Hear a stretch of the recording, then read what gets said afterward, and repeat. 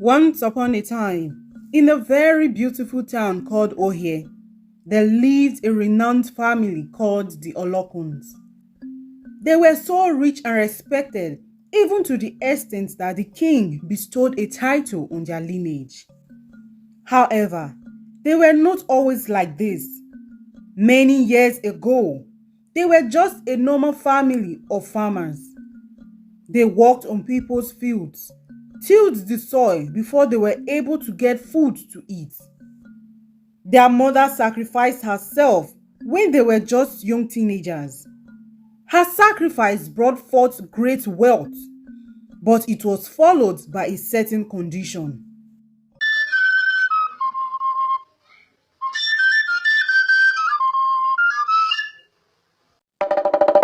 The condition was that the first son would be the sole proprietor of the wealth, and on no condition must he deny his siblings anything they wanted.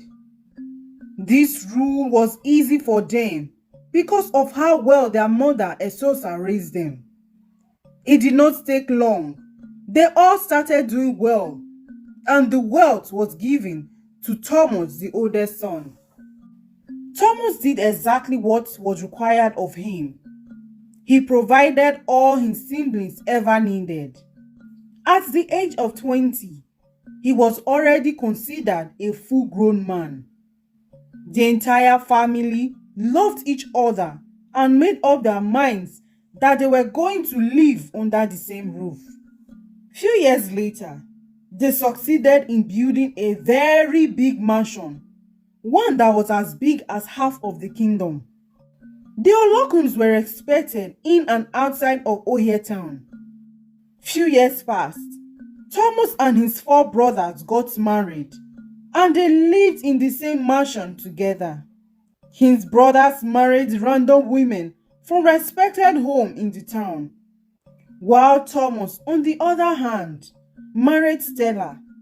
Stella and Thomas met in the city in one of his travels. He was captivated by her beauty and intelligence because Stella was educated. All the men familiarized their wives with the rules of the home, and they all acknowledged it. Thomas loved Stella so much to the extent his brothers began to caution him. But Stella told him that they were all jealous because she was the only one that was educated in the home. However, Thomas paid no attention. Rather, he entrusted the affairs of the home to Stella, which included the finance and housekeeping. The other wives were worried because they were aware of Stella's true nature. She was a horrible human being who was feared by all. Even the people in the town gossiped about her whenever she was seen. Many years passed. All the wives of Olokun had finished giving birth, but still, Stella and Thomas were with no child. This troubled them so much. Thomas tried all he could, but it was to no avail. Thomas suggested that they should adopt a child or try surrogacy, but Stella refused. Stella became the subject of most gossip. Maybe it's because of her wickedness she was unable to have children of her own, some of the people in the town said. But they weren't bold enough to say it to her face, as she would wreak havoc on them. On several occasions, Thomas asked Stella to accompany him to the hospital so they can be examined by the doctor. But Stella refused, insisting she was not the one with the problem. This began to trouble Thomas. He wanted and loved children, but Stella was not willing to do her part. And so he decided to secretly have an affair outside the marriage, which produced two children in the space of 2 years. Thomas was so happy, he paid his mistress heavily to keep their little family a secret. No one knew of this except his brothers. One day, Stella accepted for them to go ahead with the surrogacy plan. Thomas and the entire family were very happy.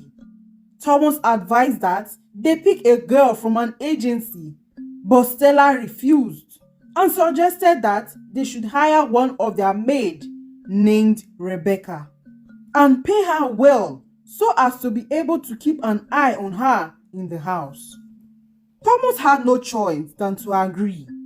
They both called Rebecca and discussed the plan with her. Rebecca was so happy as she desperately needed the money for her sister's medical bills. Few weeks later, Rebecca became pregnant with Stella and Thomas's baby. The Olokuns were so happy as the rest wives hoped and wished that the arrival of the baby would make Stella a better person. Stella and Thomas were so eager to meet the child. About 5 months into the pregnancy, Rebecca asked Stella for some of the money to pay for her sister's medical bills. But Stella refused, stating that she would have to wait till she delivers the baby before she could get the full payment. Rebecca begged Stella, saying that her sister would not make it to that time if her treatment was not being paid for. But Stella had no change of heart. Rebecca cried her eyes out, thinking of ways to get the money. 2 days later, Rebecca received words that her sister had been rushed to the hospital due to the severity of her condition. Rebecca went to Stella, fell on her knees and begged, but Stella was not touched. She insisted that till the baby was born, she would not give any money to Rebecca. One of the wives overheard their discussion and decided to help Rebecca. She called the co-wives and they all contributed the money and gave it to her. Rebecca thanked them and ran to the hospital so that they could proceed with the surgery. But it was too late. Her only sister had died. Rebecca was devastated. She cried all through that day, after which she buried her sister. Rebecca was so angry and she vowed to teach Stella a lesson. She knew the baby in her womb was Stella's last chance of ever becoming a mother, and so she decided to run away with the pregnancy. She traveled far from the town till she became untraceable. Stella and Thomas, on realizing this, Thomas asked Stella if she offended Rebecca, but she denied it until one of his brother's wife told him the truth about Rebecca and how Stella refused to give her the money for her sister's medication. Thomas was extremely disappointed and blamed Stella for Rebecca's disappearance. Stella was heartbroken. She paid a lot of people to help her find Rebecca, but no one was able to find her. This added to her frustration. She began to transfer her anger on everyone in the home. Meanwhile, Rebecca went far into the eastern part of the country and began to live with the money she got from the wives of Olokun. Several weeks passed, still Rebecca was not found. No one knew her whereabouts. When it was time to have the child, Rebecca went to her cousin's house. She could not bring herself to tell her cousin that she was a surrogate, as she would make her return the child to its biological parents. So Rebecca told her that the man who got her pregnant refused to take responsibility for the pregnancy. Ada, Rebecca's cousin, was disappointed, but she was the only close relation Rebecca had. She helped with all she needed before and after the baby was born. Few days later, Rebecca gave birth to a beautiful baby girl who cost her life. On her deathbed, she told her cousin Ada that the child belonged to Thomas Olokun of the Olokun family in Oye town. After her passing, Ada took care of the baby and named her Inenka. When Inenka was about a year old, Ada took her to Oye town to look for Thomas, but she was shocked to hear some information about how wicked his wife Stella was. And so, she could not bear to imagine the suffering Inenka would have to endure. if she was to be united with her father, considering the fact that Thomas never wanted her according to Rebecca's story. Ada took back Nneka and continued to care for her as her mother. Several years passed. Nneka grew up and took Ada to be her mother. But things took a left turn when Ada's husband started treating her badly and no longer wanted her in their home. Ada begged him, but he asked her to choose between him and Nneka. Ada could not abandon Nneka, and so her husband left them behind. Meanwhile, Stella and Thomas's marriage turned sour. He was no longer caring and loving towards her like he used to. Rather, he became closer to his mistress. Stella's suspicion grew. She knew about Thomas's affair but couldn't find out who the woman was, as no one was willing to tell her. Stella was bitter and she decided to wreak havoc on the home. Thomas's brothers advised him to dissolve the marriage and marry his mistress, as Stella was not far from the devil, but Thomas refused. One day, as Thomas was coming back from one of his business travels in the east, his car ran into a young girl. Thomas rushed her to the hospital, where she received treatment. She had been wandering around for days looking for shelter, but no one was willing to help her, as they did not know who she was or where she was from. Thomas paid for her medical bill and took her home. Thomas asked her who she was and her family, but she told him that she was an orphan who grew up with her auntie. Her name was Nneka. It turned out that Nneka's uncle threw her out of the house and warned her not to ever come back after lying to her that her auntie Ada does not want her anymore because she was a child born out of wedlock by her late mother. Nneka had no choice than to start wandering, looking for food and shelter from one place to the other before she was run over by Thomas. The Olokun's felt pity for her except Stella, who thought she was lying. Thomas asked the servant to give her a place to sleep and also to treat her like a member of their household. But this did not sit well with Stella because she thought there was more to it. Not too long, Thomas and the entire family grew fond of Nneka. She was treated like the last born of the family, to the extent that they would always buy her things whenever they were coming home. Nneka had a bright spirit, and she was very smart and fun to be with, and everyone treated her like Thomas's child, not knowing she really was. Stella grew suspicious because Nneka had a striking resemblance with Thomas. So this man had finally brought home that bastard him and his mistress had, so he can deceive me. It is already bad that he had a mistress, but to bring their child to my house? That is unacceptable, Stella said to herself, as she thought of ways to get rid of Nneka. One afternoon, Stella asked Nneka to get her fresh juice from the kitchen. Unfortunately, Nneka tripped and broke the glass. Stella was furious and she gave her the beating of her life, leaving her with bruises all over her body. When she was at it, she saw a mark on her back, the same one Thomas had on his left thigh. This made her confirm her suspicion. The women, on hearing Nneka crying, rushed down only to see the unbearable scene, causing a fight to break out between Stella and the other women. They immediately took Nneka away and tended to her injuries, while Stella went to her room in rage.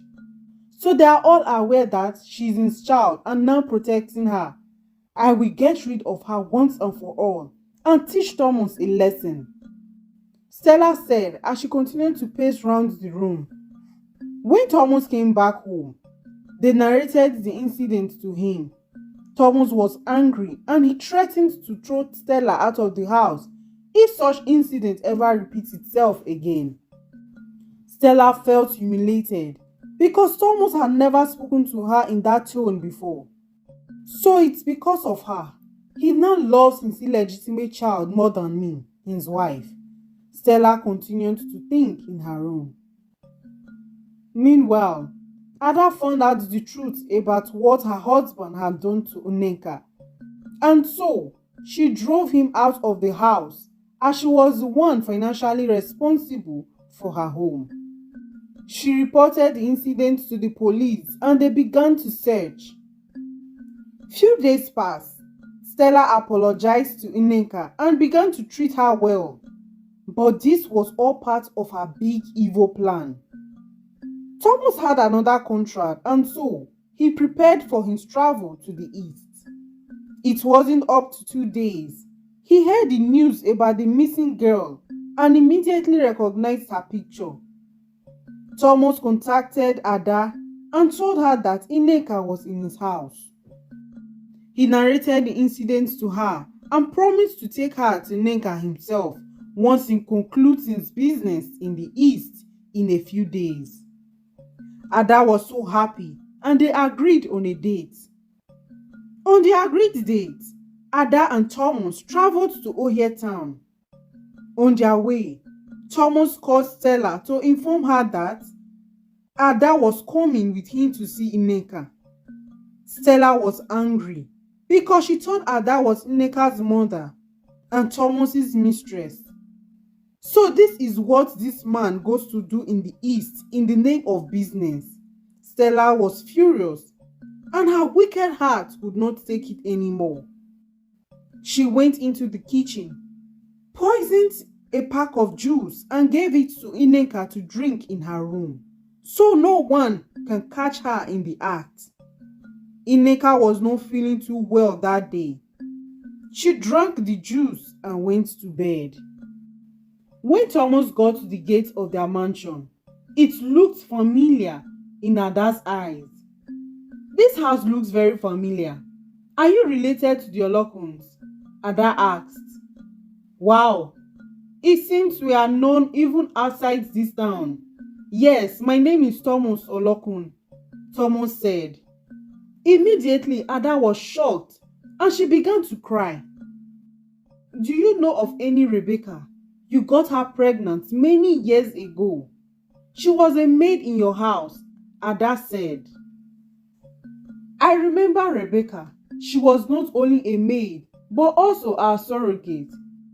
She helped us carry our child many years ago when my wife was unable to give birth. But she ran away with the pregnancy, and no one has seen her ever since. Do you have any idea where she might be? I would love to see my child, Thomas replied, as he narrated how the incident happened.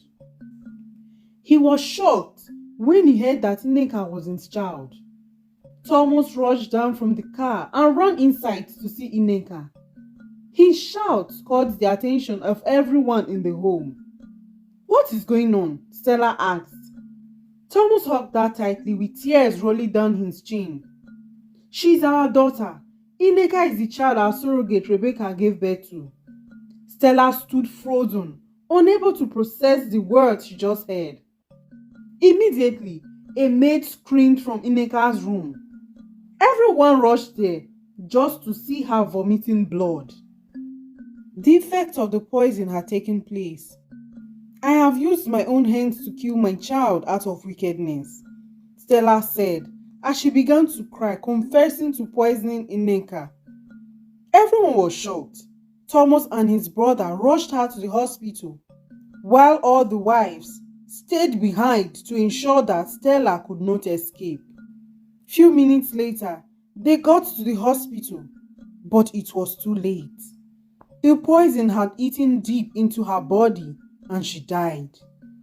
Thomas's brothers immediately called the police and Stella was arrested.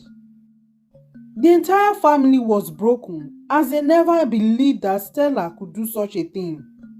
Amidst tears, Nneka was buried. Ada never forgave her husband. She blamed him for what happened to Nneka. The court sentenced Stella to life imprisonment, where she died 6 months later due to heart attack. Thomas never recovered from the death of Ineka. He blamed himself for marrying someone like Stella. Even after so much persuasion, he never remarried. He took good care of his two children and their mother and gave them all they ever needed. And they all lived in peace and oneness. This is the end of this story. Thank you for watching today's video. I hope you liked the story. Please do not forget to like, subscribe, and also share this video. Remember, by doing this, you are helping me grow this channel and making my dreams come true. We love and appreciate you so much. See you in our next story. Immediately this happened, Omotola fell to the ground and died. Morenike exclaimed, "An eye for an eye, a tooth for a tooth, a daughter for a daughter."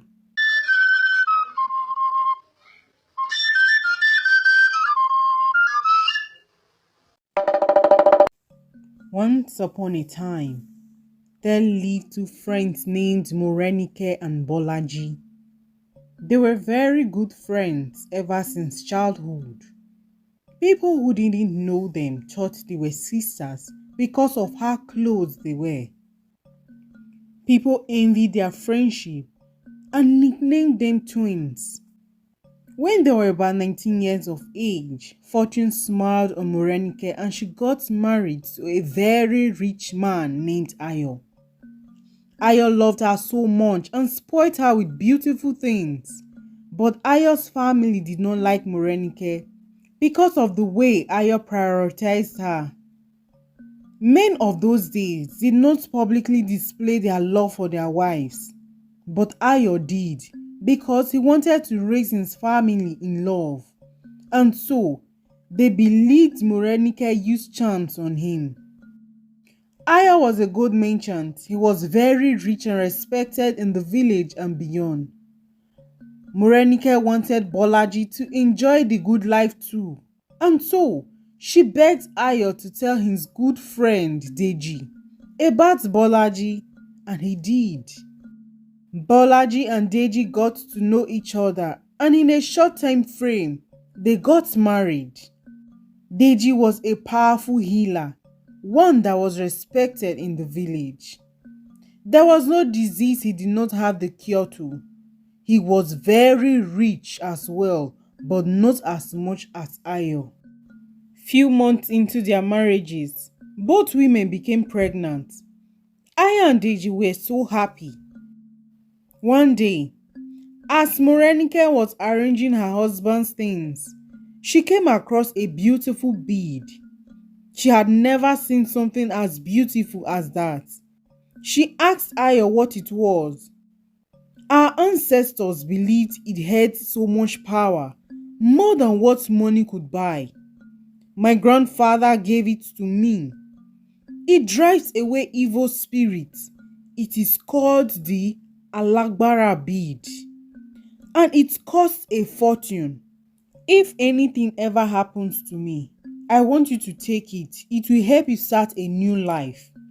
Ayo said to Morenike as she gently wrapped it and kept it back. Months later, Morenike went into labor before Bolaji, and she had a baby girl. She was named Atinuke, which means one who has been pampered from conception.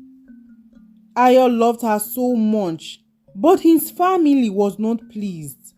They wanted Morenike to have a son, but Ayo wants them to stay away from him and stop troubling Morenike. Few weeks later, Bolaji went into labor and gave birth to a beautiful girl, and they named her Omotola. The birth of their daughter brought forth wealth. Both families continued to live in peace and harmony, and a year later, the children celebrated their first birthday. However, tragedy struck. Morenike woke up one day to find Ayo lying lifeless on the bed. She screamed and the villagers rushed in to find him dead. He had died the previous night. This was when Morenike's life took a left turn. Her in-laws came and started accusing her of killing her husband.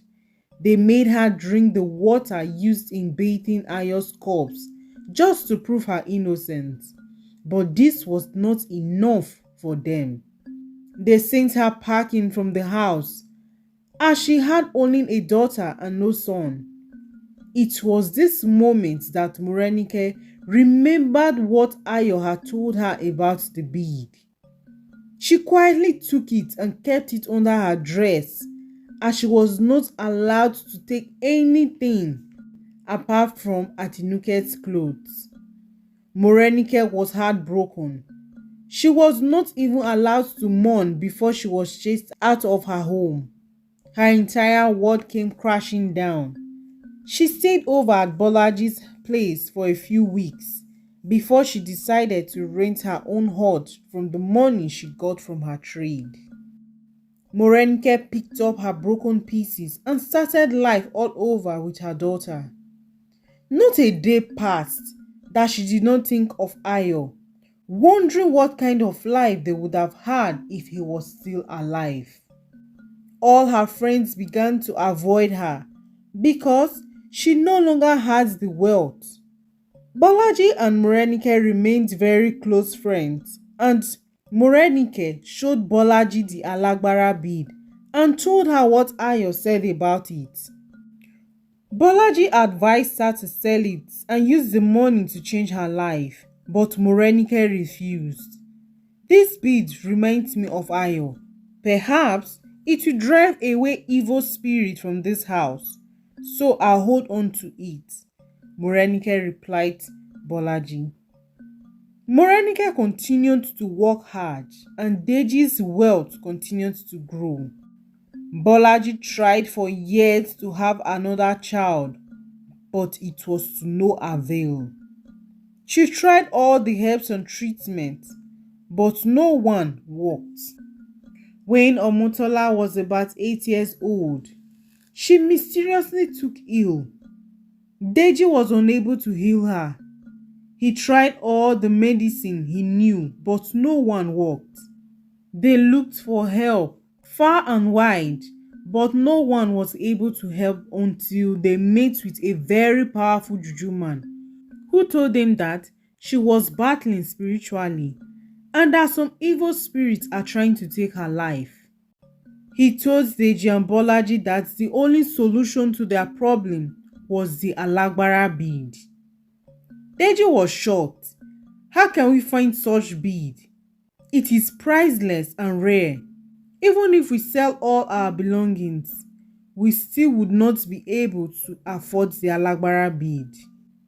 Wise one, there has to be another way. Deji begged the juju man, but he insisted on the bead. Bolaji remembered that Morenike had one, and so she ran to her, fell on her knees and started begging Morenike, as that was the only way to save Omotola's life. Morenike, on hearing this, quickly ran inside and gave Bolaji the bead. Thank God we did not sell it. Take it and go and save Omotola. I'm glad I could be of help to you, Morenike said as she gave the bead to Bolaji without thinking twice. Bolaji thanked her and ran to her daughter.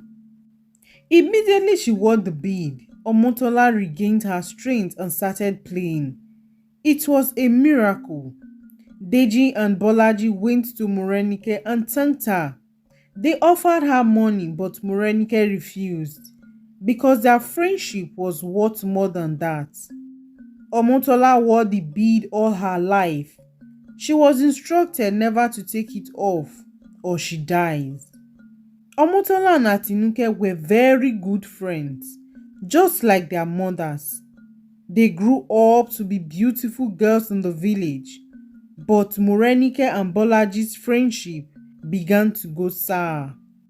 Bolaji, now living the rich and prestigious life, became proud and pompous. She no longer treated Morenike equally because of her social status and wealth. On one occasion, Bolaji asked Morenike to serve food to her friends while she and her daughter sat down. Morenike was not pleased because she considered Bolaji as her best friend and not her servant. Incidents like this continued for a while, and Morenike decided not to be attending her social gatherings again. And because of this, Bolaji held a grudge with her after Morenike expressed her displeasure. "You cannot be poor and proud. Swallow your pride so you can find a helper," Bolaji said to her. This statement broke her heart, and she decided to keep her distance from Bolaji and her husband. This went on for a long time, and Bolaji never apologized to Morenike. Months later, a deadly plague came and claimed the lives of many villagers. Anyone who was bitten by the insect had less than 6 hours to live. Everyone stayed indoors that period to avoid the bite, but unfortunately, Atunike was bitten by the insect when she secretly went to see her dear friend Omotola after weeks of being apart. When this happened, Atinuke ran home in fear to tell her mother. Omotola ran back home to avoid the bite. She told her parents about it because her father had a cure, but it was very expensive. "We only have 3 bottles left in case anything happens to any member of this family. Do not tell anyone that we have it. Morenike would have to find a way to save her daughter. I cannot risk giving her a bottle of the antidote." Omotola agreed, and they kept the cure a secret, not knowing Morenike and her daughter were listening to them. Morenike knocked on the door, but no one answered because they were unwilling to help them. Morenike cried and begged for a cure as poor Atinuke was dying, but Bolaji and her family shut the doors at them. Everyone in the village listened as she wept, but no one came outside to help. Few hours later, Atinuke died. Morenike wept as she looked at her daughter's lifeless body. She had no choice than to bury her. Morenike did not mind if the insect bit her. She wished for death, as her life was no longer worth living to her. She grieved and wailed, but poor Atinuke was gone. Few weeks later, a solution was found and the plague was over. A lot of people died and the villagers consoled the family of the deceased. Strangely, a chief's son had been beaten, but he did not die because Deji sold the antidote to him for a huge sum of money. Morenike felt backstabbed. She never forgave Bolaji. Each passing day reminded her of Bolaji's betrayal, and she vowed to teach her a lesson. What do you think Morenike would do to Bolaji? Leave a comment below and do not forget to hit the like and subscribe button. Okay, let's find out. The two women stopped being friends and everyone who knew what happened blamed Bolaji. But Bolaji felt no remorse. She felt what she did was the right thing to do. Few years later, Omotola got engaged and the date of the wedding was fixed. Morenike finally found a way to get her perfect revenge. On the day of the wedding, when everything was set, about the time the dowry was to be paid, Morenike came. Bolaji was shocked to see her, and she asked if there was anything she could do for her. "Yes, actually, I have come for my Alagbara bead. I realized how much value it was to me, so I have come to take it. It is the only memory I have of my husband since Atinuke is dead. Please hand it over," Morenike said. Everyone was surprised. Bolaji fell on her knees and began to beg, but Morenike showed no mercy.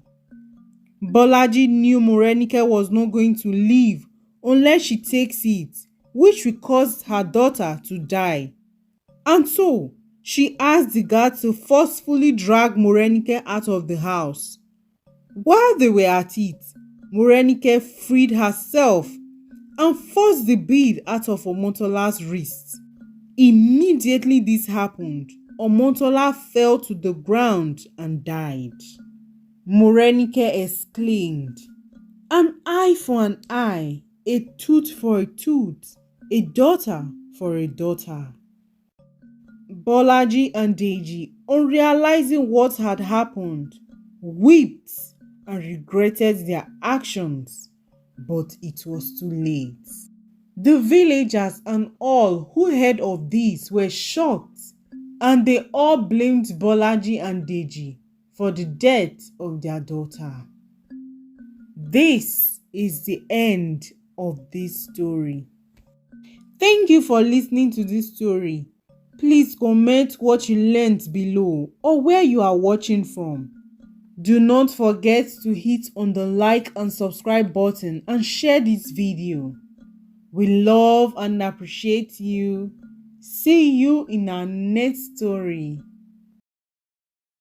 She took a piece of foam and laid a curse on Caroline. As long as this foam remained soaked in water, may tears never dry from your eyes, she said as she threw it into a very deep well. The pain was too much for her fragile heart to carry, and so she passed on few days later.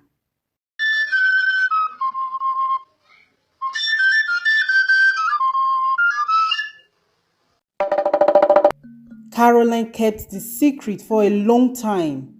Few months later, her father had a heart attack and died. Unaware of his father's other family, Caroline was sent out of her father's house as she was just a girl.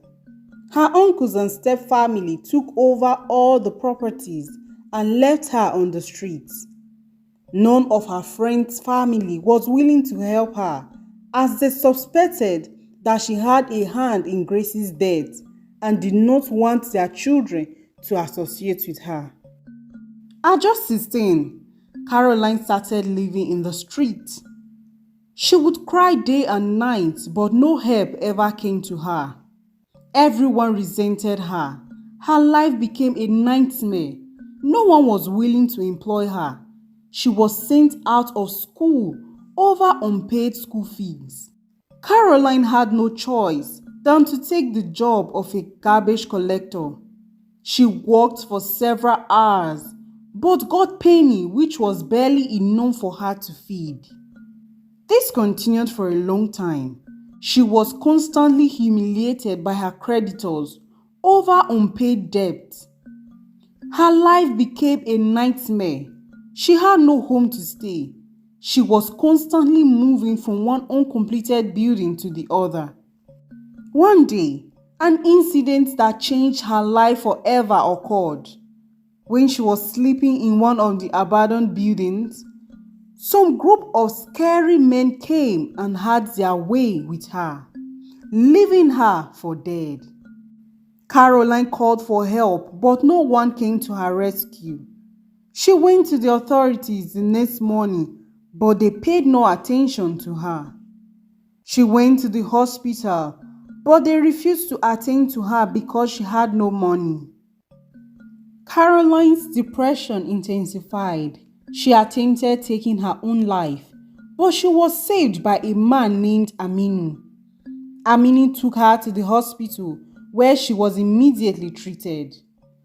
Aminu was a rich man who visited the town yearly. He took care of Caroline and brought her to the apartment he was staying. Caroline was so happy. At last, help had come. She thanked Aminu and told him that she was willing to do anything to pay back the favor. Aminu told her that he had a job for her in the city, which they would go to in a couple of days. Caroline was very happy and she agreed. 2 days later, they traveled together to the city. When they got there, Aminu took her to a place that looked like a beautiful mansion from the outside and a motel on the inside. He told Caroline that that was the place she would be working. After a while, a funny-looking woman came. Aminu and her exchanged pleasantries. Her name was Madame Vero. Madame Vero had this funny and fearful look. She asked Caroline for her name and she told her. "Stand up and turn around," she said to Caroline. Caroline did as instructed. "She's truly a beautiful girl, as you said. Hope she's willing to do the job because I don't take any rubbish," Madame Vero said. Aminu assured her that she was more than capable. Madame Vero brought out some bundles of cash and gave it to him. Caroline was a bit confused because she had not yet started working. The money was huge. She knew it wasn't possible for it to be the agency fee, but she had no answer to her unspoken question. Few minutes later, Aminu hugged Madame Vero and bid Caroline goodbye after instructing her to do whatever Madame Vero said. Madame Vero's boys took her to a room in the house. Caroline was happy that the job came with an accommodation. She settled in, took her bath as recommended by Madame Vero, after which she took a quick nap. Later that evening, Madame Vero came into the room and told her that she would start working that evening. Caroline asked her what the job was about, but Madame Vero smiled at her and told her that she would find out soon. Few minutes later, an older man with pot belly came into the room smiling in a disgusting manner. Caroline was uncomfortable and asked him to leave. She shouted for help but only heard echoes of laughter. The old man overpowered her and had his way. When Madame Vero came, Caroline ran to her and explained the situation. But in her presence, the man gave some money to Madame Vero. It was this moment Caroline knew she had been sold into prostitution. What do you think would happen to Caroline? Do you think she would be able to set herself free and live a good normal life again? Leave a comment below and don't forget to like and subscribe. Okay, let's continue. Caroline cried her eyes out just when she thought her life was getting better. She was to continue her suffering as an enslaved prostitute. She begged Madame Vero to let her go, but it was to no avail. Caroline tried to escape several times, but she was caught and dealt with severely. She had no choice than to accept her fate. She worked for Madame Vero for years. No day passed that she did not shed tears. She was introduced to hard drugs, but the pain never went away. Most of the men that came to the brothel abused her physically, treated her like trash. In all this, Madame Vero never gave her a penny. One day, Caroline became very sick. When she was almost at the verge of dying, Madame Vero took her to the hospital where she received the greatest shock of her life. She had been infected with HIV and had progressed into AIDS. Caroline cried and screamed. Her agony doubled, but she had no one to turn to. Madame Vero threw her out of the brothel and asked her never to show her face again. All of them mocked her and treated her disgustingly. Caroline swore to take revenge on Madame Vero and her cohorts. She went to the police to report, but Madame Vero was very influential. The policemen chased her away and accused her of defaming Madame Vero's name. In desperation, she went to see a very powerful voodoo man. Caroline begged him to help her eliminate Madame Vero, and the voodoo man agreed. "I'll do as you said, my child, but before I do so, look into your conscience and be sure that you've never harmed or ruined anybody's life before." Caroline, without much thinking, assured him that her hands were clean. Before they could continue, the voodoo man asked her who Grace was. "She's the reason for your sorrowful life. Her grandmother cursed you many years ago because of what you did to her." It was that time Caroline's life flashed before her eyes. It turned out that many years ago, Caroline was a very beautiful girl and the daughter of a rich businessman in the community. Her father adored her so much because she was the only daughter of the family. Caroline, on the other hand, was very proud and arrogant. She attended the best school in the community. All her classmates envied her and wished they had her life. She was nicknamed the Queen of the class. She had all her classmates at her beck and call, willing to do whatever she asked for. One day, a young girl named Grace got an admission to the school through the yearly scholarship scheme, which was sponsored by the rich parents of the students. Grace was a very quiet and peaceful girl. She was very intelligent and beautiful, but she was from a very poor home. She grew up with her grandmother, who sold food items in the community market. From the very first day Caroline saw Grace, she hated her because her crush complimented her in the class. Ever since that day, Caroline bullied Grace. Grace reported her to the school authorities, but nothing was done about it because Caroline's father was the major sponsor of the school. Caroline, on realizing that nothing could be done to her because of her father's influence, began to abuse Grace. Grace would plead, but Caroline felt no pity.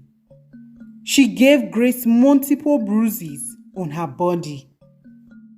This encounter drove poor Grace into depression. One day, she fell ill and was rushed to the hospital by her grandmother. The doctor told them that the sickness was due to the infection on her wounds. Her grandmother was shocked when she saw the wounds. Heartbroken, she went to Caroline's house to teach her a lesson. But some officers stopped her and warned her never to show her face in the house again. Her grandmother was disappointed. She went to the school authority and they accused her of lying against Caroline. She realized that Caroline's father's influence would stand in the way of justice, and so she decided to withdraw Grace from the school. This whole experience shattered Grace and her dream of getting a better life, but she decided not to give up. After spending few days at the hospital, she told her grandmother that she was not going to give up her scholarship. "I believe that now that you have confronted her family and the school, the bullying will stop. Please, Mama, I can't forfeit this scholarship. I have to continue so that I can also be able to further my education in the university," Grace said to her grandmother. But she refused, stating that she would rather have her attend a public school in good health than to be abused by Caroline and her cohorts. The next day, when her grandmother had gone to the market, Grace dressed up and secretly went to school. She knew that her grandmother was never going to agree, and so she decided to do it in secret. When Caroline saw her, she continued with her bullying, but Grace defended herself, and it led to a fight. Grace gave Caroline a beating of her life, which made everyone in the class to lose their respect for the mighty Caroline. But this experience brew more anger and hatred in her heart. Caroline thought of ways to redeem herself and earn back the respect from her friends who started avoiding her. She paid some gangster to kidnap Grace on her way from school and take naked pictures of her, which she anonymously posted on her school group chat. Grace was unaware of the picture. The only thing she remembered was being hit by a hard object on her head, after which she passed out. The boys carried out their evil works, took naked pictures of her, dressed her back, and placed her by the roadside, where she was helped by some good Samaritans who thought she had fainted. When Grace got home, she knew something bad had happened to her. Her body had changed, but she was afraid to speak about it. The next day, Grace went back to school just to find everyone staring at her in a strange way. The principal called her to her office and showed her the pictures, asking her to explain herself. Grace was heartbroken on seeing her naked pictures. She couldn't remember anything. In shock, she grabbed her bag and started running home. Her sight was blurred from the tears she was crying. She forgot to look before she crossed the road and was unfortunately hit by a speeding car. She was immediately rushed to the hospital where she died. When grandmother heard about what had happened, she passed out and was rushed to the hospital where Grace's body was lying lifeless. The news of the incident quickly spread round. Caroline was terrified. The fear of being caught crept through her skin. Although there were suspicions, but no one was certain that she was responsible for what happened. An investigation was launched by the police, but the school authorities told them that she ran away from school after she discovered that her naked pictures had circulated. Because the incident did not occur in the school premises, they recorded it as an accident. When her grandmother woke up, she went to see Grace. It was the most heartbreaking moment of her life. People narrated what happened to her, and without a doubt, she knew it was Caroline. Grandma wept, but it couldn't bring back poor Grace. Grace was buried later that day. The incident changed her grandmother's life. She went to Caroline's house, but she was thrown out and threatened to be arrested. Grandmother knew justice would never be served, and so she took a piece of foam and laid a curse on Caroline.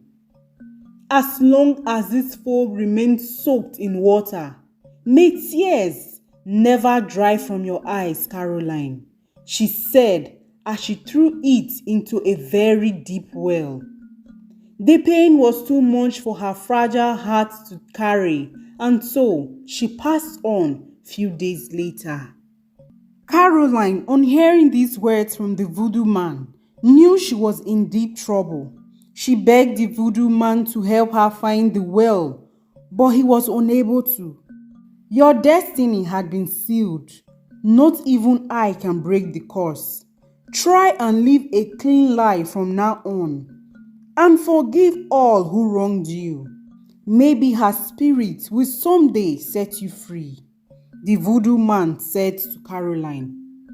Over my dead body, I know I wronged Grace, but I will never forgive Madame Vero and her accomplice. I deserve justice for what they did to me. If you cannot help me, I'll go and find help somewhere else, Caroline said to the voodoo man. He laughed and shook his head, for he knew she was not remorseful for what she did. Caroline, in so much disappointment, left the shrine to look for help from someone who can help her take revenge on Madame Vero. She visited another voodoo house and narrated all that Madame Vero did to her. She was given a charm to use on Madame Vero in order for her to become an imbecile. But unknown to Caroline, Madame Vero was a river child whom had been fortified from birth. Caroline did as instructed, but unfortunately for her, the charms backfired and she ran mad. She began to roam around the city till she was hit by a car, which led to her death. This is the end of this story. What did you learn from today's story? Do you think Caroline deserved what she went through? Was grandmother wrong for laying a curse on her? Leave a comment below to share your thoughts. Thank you for listening to today's story. Please do not forget to like, subscribe and share this video. We love and appreciate you. See you in our next story.